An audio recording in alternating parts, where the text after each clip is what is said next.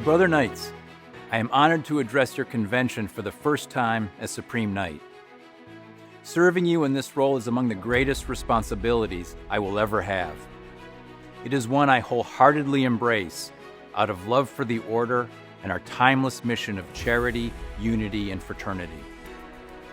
I must begin by thanking my predecessor. Carl Anderson led the Order with distinction for 2 decades. Under his steady hand, the Knights reached heights our forefathers never imagined in membership, insurance, charity, and spiritual formation. I speak for myself, the men of your jurisdiction, and our brother Knights worldwide when I say thank you, worthy past Supreme Knight, for your principled and visionary leadership. I am addressing you today from the birthplace of our Order and the spiritual home of every Knight, St. Mary's Church in New Haven. It is fitting to speak to you from this hallowed place, for this is the first convention season since the beatification of our founder. We now have the great joy of praying for the intercession of Blessed Michael McGivney. By beatifying our founder, the Church has, in a clear way, blessed and confirmed his vision. It is a testament to the difference Father McGivney made, starting with the men of his day. Those men were no strangers to challenge. The first Knights weathered a great deal of hardship, including a pandemic. They courageously laid down their lives by serving others. They tirelessly strengthened their families, parishes, and communities. They stood together as brother Knights, and so did the men who followed in their footsteps down to our own day. We are the heirs of this proud tradition. In the beatification of Father McGivney, the Lord has not only confirmed where we have been, he has confirmed where we are going. Our founder's vision endures in us, and we will carry it forward. When I look to the future, I see the Knights rising to meet the challenges of our time. I see us rising in charity, serving those who hunger and hurt, near and far.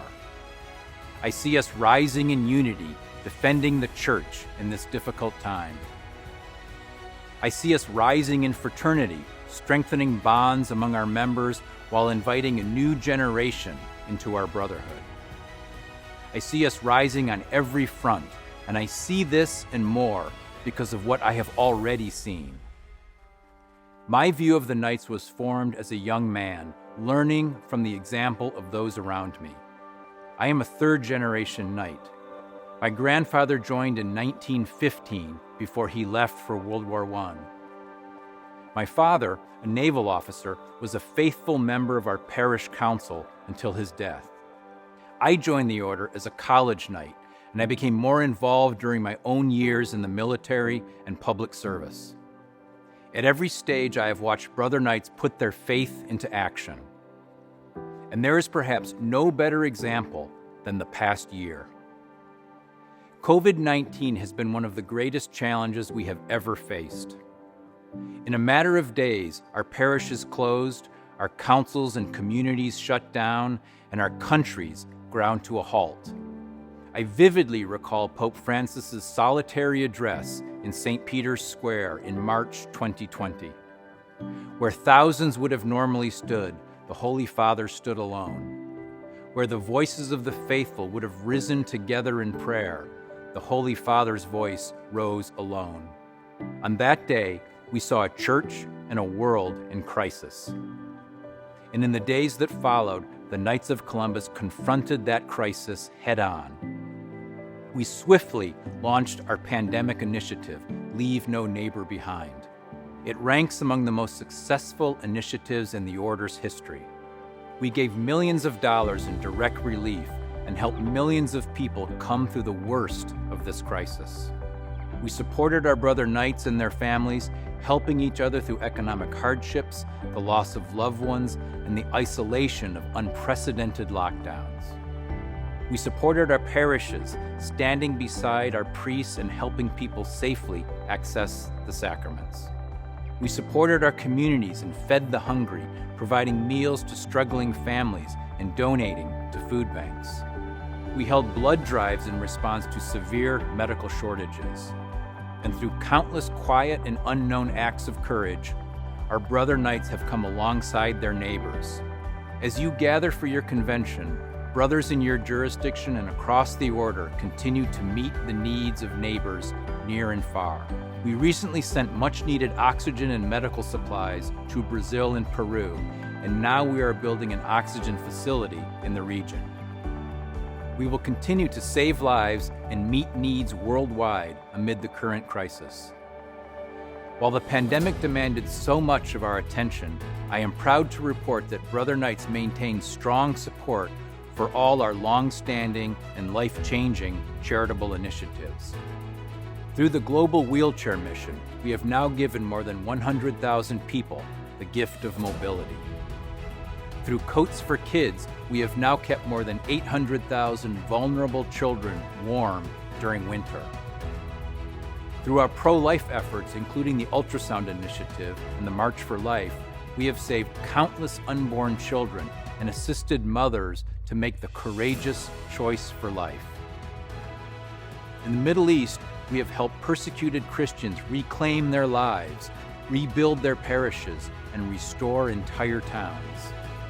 In the wake of earthquakes, hurricanes, floods, and wildfires, we have provided food, shelter, and medical supplies to families who lost everything. And thanks to you, in the last fraternal year, we donated more than $187 million and volunteered more than 77 million hours for charitable causes.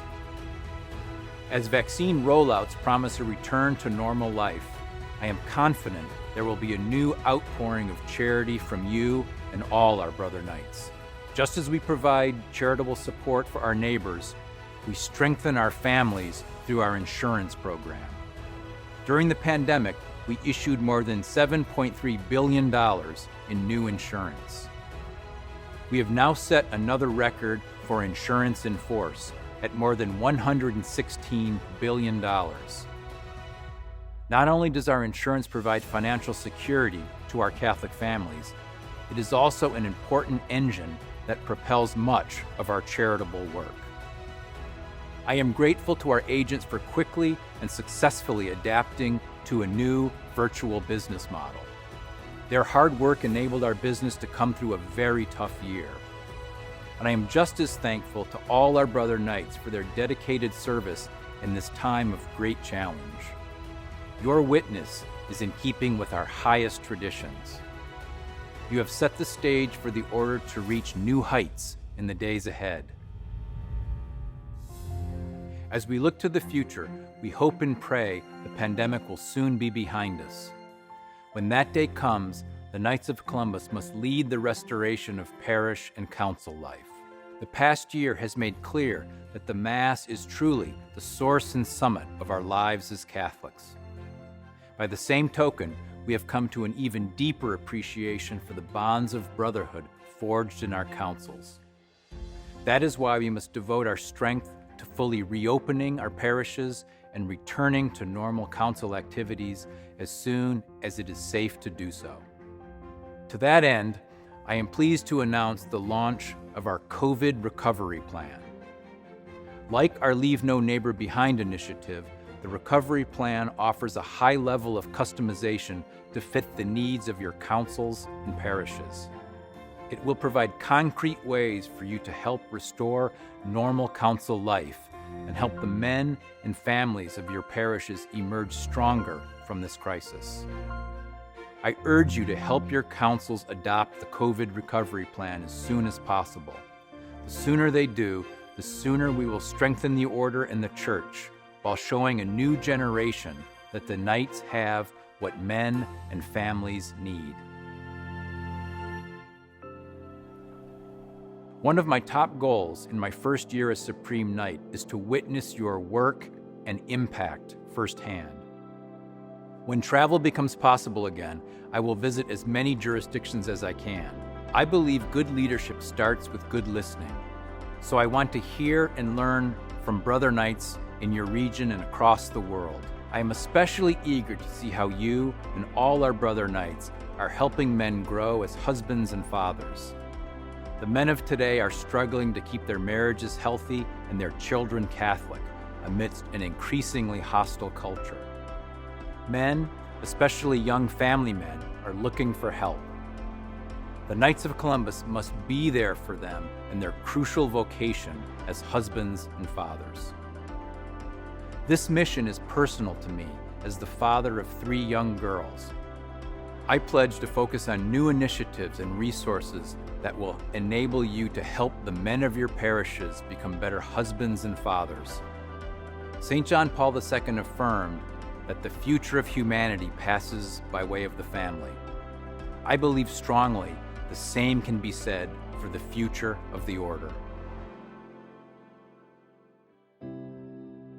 As we pursue that future, let us turn to St. Joseph for inspiration. Pope Francis has declared this to be the year of St. Joseph. Joseph is the patron saint of fathers, families, and the universal church, and he has a special place in the hearts of knights everywhere. In an address to our board of directors, Pope Francis called St. Joseph an admirable model of those manly virtues of quiet strength, integrity, and fidelity which the Knights of Columbus are committed to preserving, cultivating, and passing on to future generations of Catholic men. And in this special year, Pope Francis has said that St. Joseph embodies creative courage. Creative courage, the Holy Father told us, emerges especially in the way we deal with difficulties, bringing out resources we did not even think we had. Given the challenges we face as a church and as an order, every knight is called to embody St. Joseph's creative courage in the days, months, and years ahead. And we should look not only to St. Joseph, but also to our beloved founder. Like us, Blessed Michael McGivney lived at a time of difficulty and crisis. The young priest saw urgent problems in his parish and community. He dedicated himself to finding unique solutions. Ultimately, his creative courage led him to found the Knights of Columbus. He knew that in this band of brothers, Catholic men could accomplish great things. Nearly 140 years have proven him correct.